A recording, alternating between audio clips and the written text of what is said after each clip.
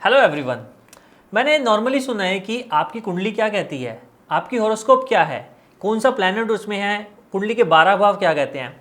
First of all let me correct you, कुंडली किसी व्यक्ति विशेष की नहीं होती। कुंडली का मतलब होता है कि जब किसी ने बर्थ लिया है, जब कोई पैदा हुआ है, उस वक्त उस आकाश में जितने भी प्लैनेट्स थे, जितने भी जोडियक साइन थे, जितने भी नक्षत्र थे, उसकी क्या पोजीशन थी।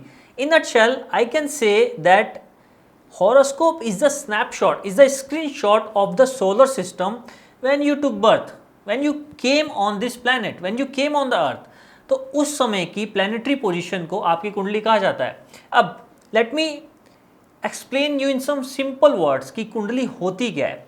कुंडली के अंदर 12 हाउस होते हैं, 12 ही जोडियक साइन होते हैं और उन 12 हाउस और जोडियक साइन के अंदर 9 प्लैनेट्स को एडजस्ट किया जाता है।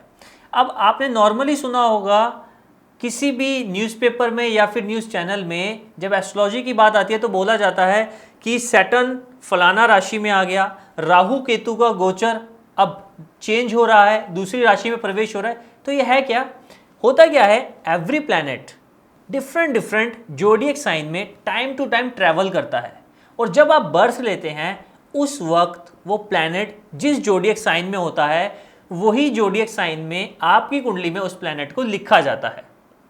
तो कुंडली के अंदर 12 हाउसेज होते हैं। आपने नॉर्मली देखा होगा कि कुंडली के अंदर जो 12 हाउसेज होते हैं उसमें कुछ नंबर लिखे होते हैं। ये नंबर क्या है, ये नंबर ही है आपके जोडियक साइन, यानी कि ये नंबर है वो 12 राशियां जो उस वक्त सौर मंडल में किस जगह पे उपस्थित थी। होता क्या है, जो एक राशि होती है एवरी 2.5 आवर्स के बाद चेंज होती है। For example at present making this video अभी लिब्रा राशि चल रही है। होगा क्या, अब से 2.5 घंटे बाद जब ये लिब्रा राशि स्टार्ट हुई है तो इसके बाद नेक्स्ट जोडियक साइन स्टार्ट हो जाएगा और उसके बाद नेक्स्ट, इसी तरह ये 2.5 घंटे की साइकिल चलती रहती है और ये जोडियक साइन चेंज होते रहते हैं। अब जिस टाइम आप बर्थ लेते हैं या जिस टाइम मैंने बर्थ लिया उस टाइम जो जोडियक साइन चल रहा था उसको हम कहते हैं आपका असेंडेंट, यानी वो जोडियक साइन आपके फर्स्ट हाउस में वो नंबर लिखा जाता है। फॉर एग्जांपल अभी लिब्रा जो जोडियक साइन चल रहा है, इस टाइम पर जो भी बच्चा बर्थ लेगा उसके असेंडेंट में उसके फर्स्ट हाउस में 7 नंबर लिखा होगा।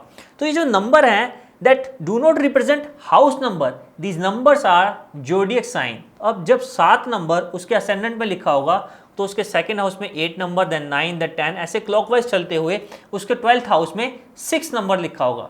यानी कि ये जो नंबर है ये आपका हाउस नंबर नहीं है, ये आपका जोडियक साइन है। तो I think now you are clear कि ये जो 12 हाउसेज में नंबर लिखे होते हैं, नॉर्मली बहुत कंफ्यूजन होता है कि ये नंबर हाउस नंबर को डिनोट कर रहा है या फिर ये नंबर जोडियक साइन को डिनोट कर रहा है। आई think now it is very clear कि ये जो नंबर है ये आपका जोडियक साइन को डिनोट कर रहा है। इसी तरह जो ये 12 हाउसेज हैं, ये 12 हाउसेज बहुत सारी चीज़ें बताते हैं। ये जैसे कि आपका असेंडेंट है, it will explain everything about your personality. Second house will explain about your family, third about your sibling, fourth about your mother, fifth about children and so on। अगर हम चलते जाएंगे तो ये 12 हाउसेज बहुत सारी चीज़ें बताते हैं। और अगर आपको एक एक हाउस को काफ़ी डिटेल में एनालाइज करना है तो फर्दर उस एक हाउस को भी हमें 12 पार्ट जैसे कि हम नवमांश में डिवाइड करते हैं, इसी तरह से बहुत सारे उनके सब डिवीज़न बनते हैं, सब चार्ट बनते हैं। तो बेसिकली आपने इस वीडियो में जाना कि ये जो 12 डायमंड्स की शेप, ये जो कुंडली के अंदर 12 डायमंड्स कह लीजिए या ट्राइंगल कह लीजिए या इनको रेक्टेंगुलर शेप कह लीजिए, ये हैं क्या, ये बेसिकली 12 हाउसेस हैं जो बताते हैं कि आने वाले टाइम में as per planets, as per zodiac sign जो इनके अंदर मेंशन है वो आपके लिए क्या क्या रिजल्ट लाएंगे। तो आपको एनालाइज करना है, देखना है कि वो 12 हाउस जब 9 प्लैनेट्स और 12 जोडियक साइन से मिलते हैं तो वो आपके लिए क्या पॉजिटिव और नेगेटिव करते हैं।